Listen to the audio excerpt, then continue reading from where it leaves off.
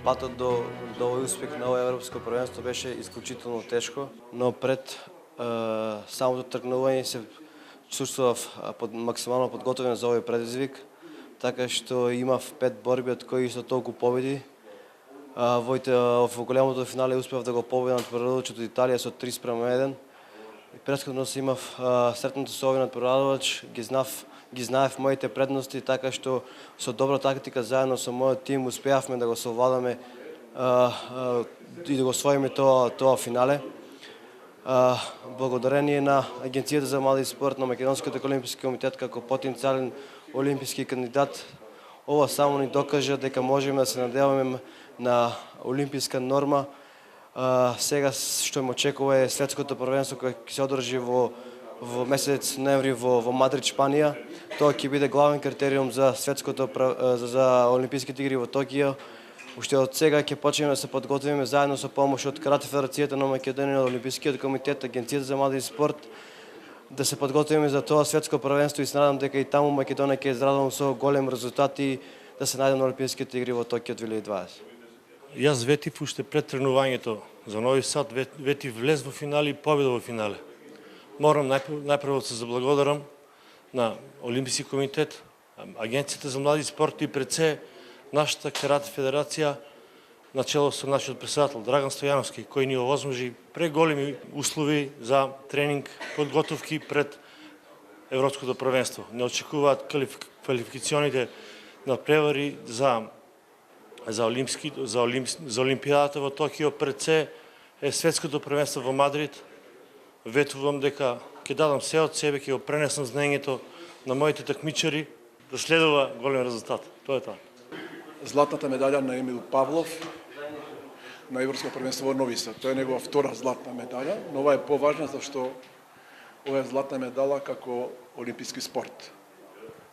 Може да грешам, мислам дека е ипак тој најголем успех во спортот за независна Македонија, правење на медала на македонски граѓанин за овие 26 години.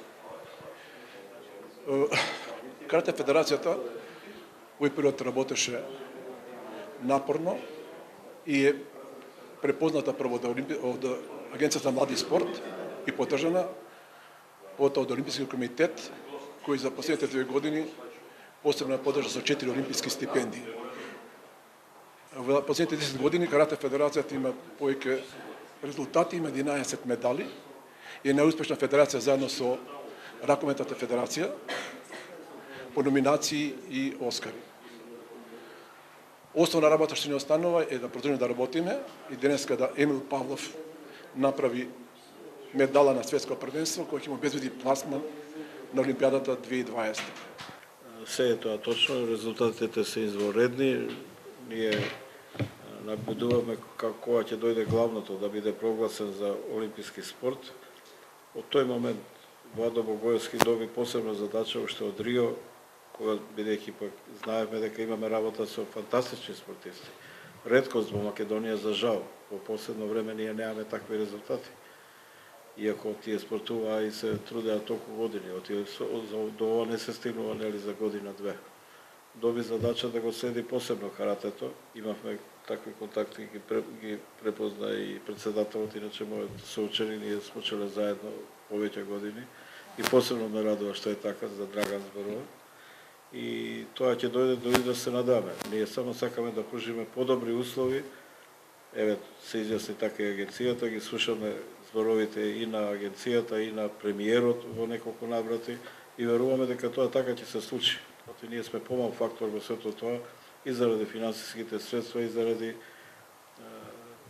нашата опременост, да речем. Иако се грижиме и се трудиме како за најдобри спортисти за секој од спортистите. Во таа смисла, Емил, искрени честитки, апсолутно, и на целата карате екипа, на селекторот Арсовски, на Мојсовска, исто така, на Ангела.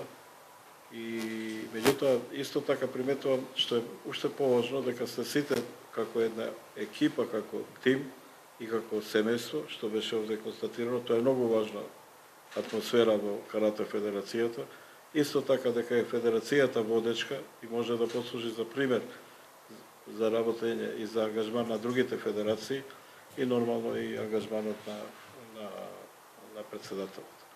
Ние имаме начин да го дадеме својот максимум, уште повеќе од тоа ќе дадеме, бидејќи за успешен настав на Олимписките игри че знаеме од легендите на олимпизмот, еве го тука е Шабан, и од медалот што го освоивме во Сиднеј, ние немавме ни норми, практично немавме ни норми.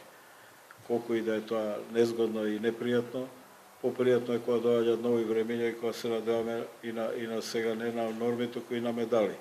Бидејќи европски првак имаме и во таеквондо, ние ни тоа не смееме да го подцениме и не смееме да го забораваме, не сме Емил, европскиот првак да го заборави. Треба да представуваме една снажна екипа која што за прв пат после долги години во Токио ќе се представи како силна Македонија. Ние за тоа живееме и за тоа че знаеме.